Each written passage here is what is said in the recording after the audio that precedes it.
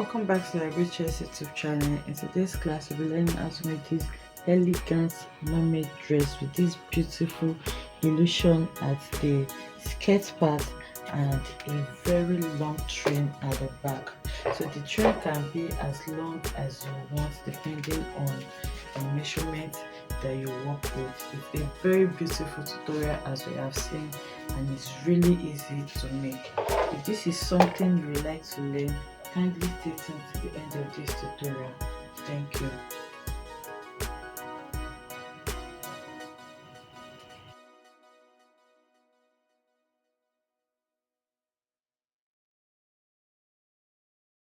Okay, so this is the upper part of the skirt, although our major focus is on the lower train that we're going to be adding.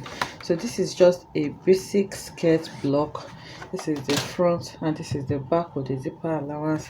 This is the hip line, this is the waistline. So I just measured the waistline, the hip line, and this is the hem of the upper part. So the hem is usually 2 to 3 inches above the knee area. It's not advisable to place it on your knee, so you can see what I have there. But there is a design in front, so I'm just going to, this is my shaping and this is the same allowance, so I'll just cut this out first so that I can detach the front from the back.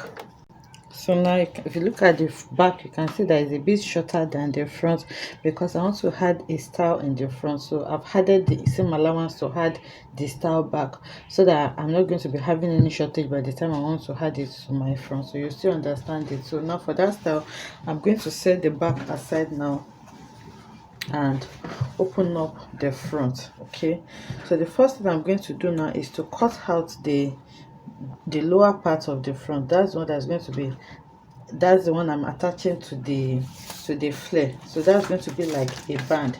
So to do this, I want it to be 2 inches long. So you can see I'm measuring 2.5 inches because I need half an inch to add it back to the lower part. Okay, so and also I'm going to be using like half an inch to add it to the two that I'm going to add to this. So I'll be left with around 1.5 inches by the time I'm done, which is fine for me. So I'm measuring 2.5 inches here, and then I'm going to make it into a straight line. Okay, so that's the lower part, that's like the band that I'm going to be adding these to. So I'm going to make it, I'm opening it up now, and then I'm going to mark it all the way to the other side also, so that I can have something uniform.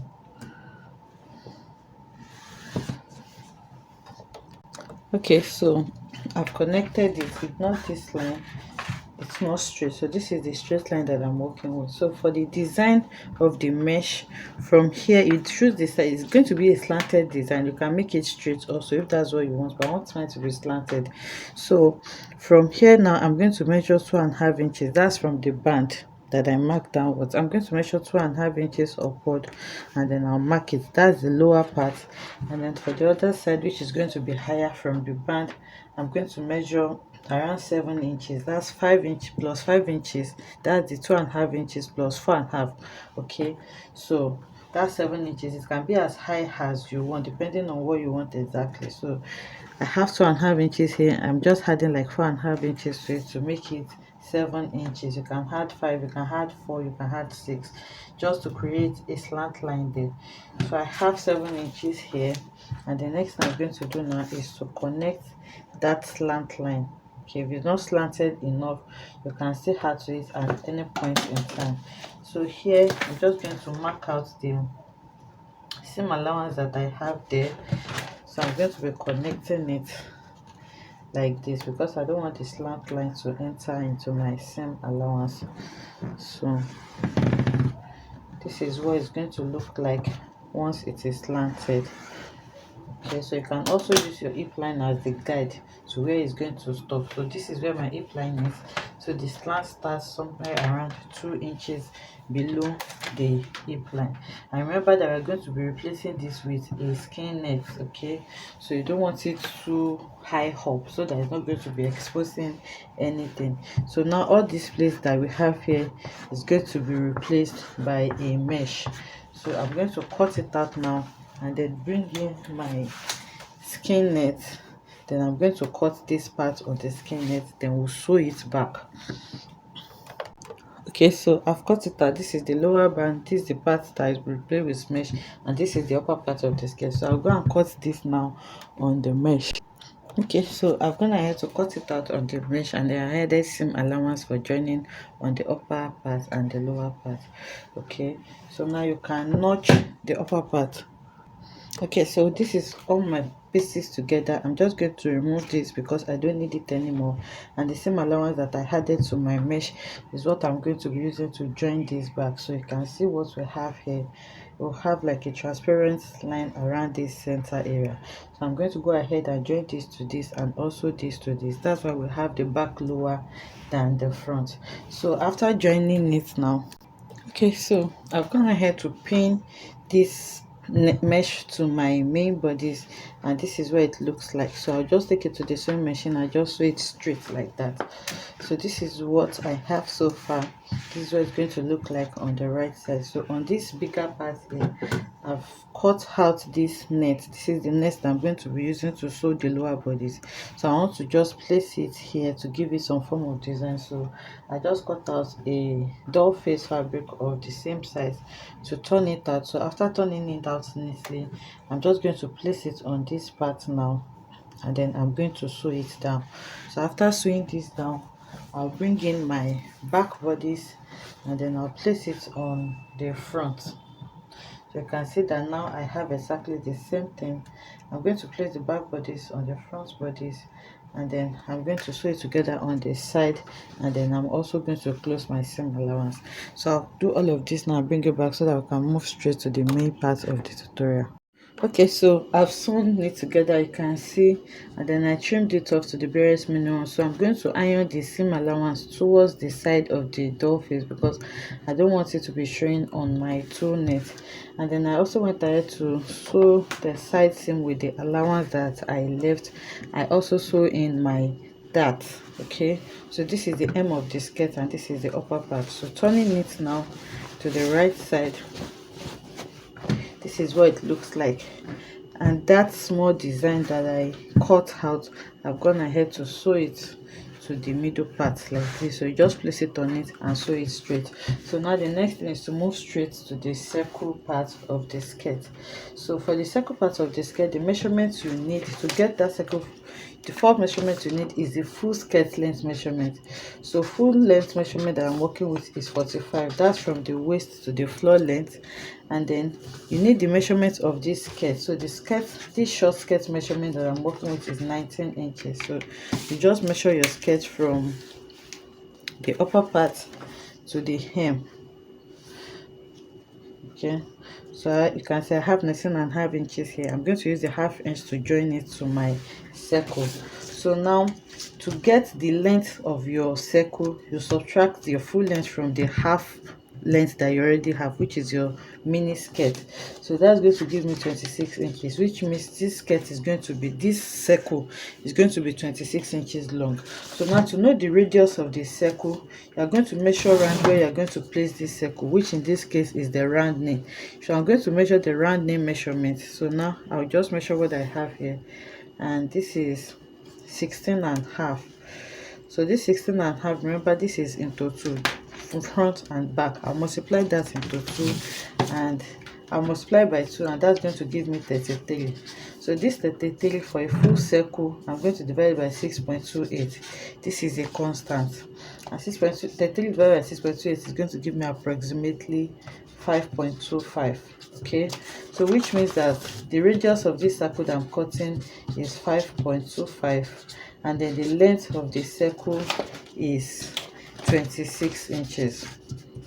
So because this is going to be a bit big, I'm just going to explain how I'll cut this for us using this paper. Okay, remember this is going to be like a train. Okay, it's going to have a train, it's going to be like a mermaid skirt. So this length is going to be for the front.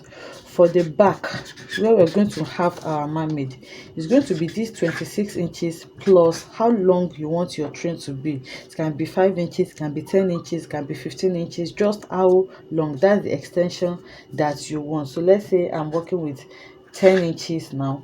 It means for my back length is going to be 36 inches, and then the front length is going to be 26 inches. So to fold your fabric, I'm just going to fold into two like this for the front.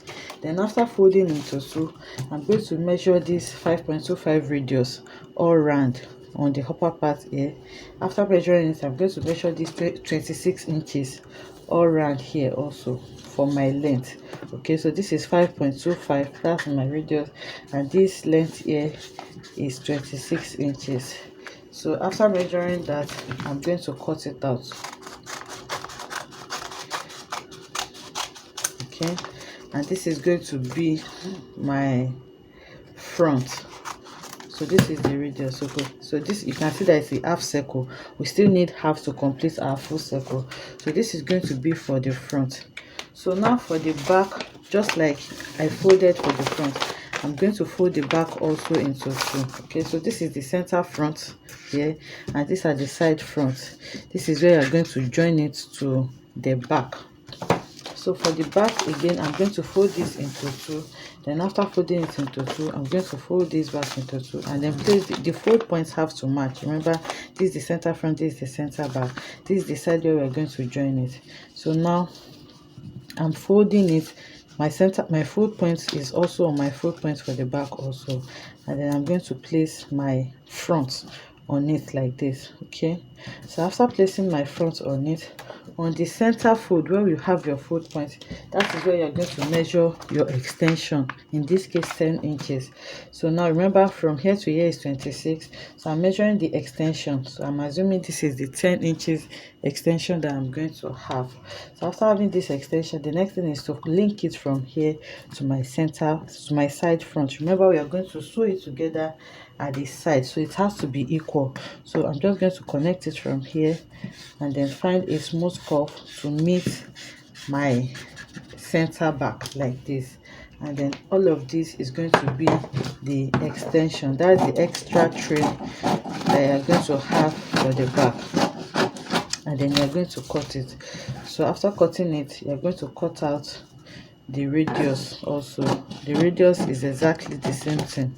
Okay, the side fronts also, the sides, both front and back side, also have to be exactly the same thing, because you are going to sew it together on the side. The only difference is going to be on the center back, because it's going to have a trim. So if you open it out now, you can see that our full circle is complete, and then we can easily sew the sides together. We're going to be joining it on the side here, and you can see that it's exactly the same. The only difference you're going to have is the back. You can see that the back is longer than what you have in the front. So I'll go ahead now and cut it on my main fabric, and then I will show us. So I've gone ahead to cut it on my fabric, and like I said, it's quite big, so I'm going to explain this to us on the floor.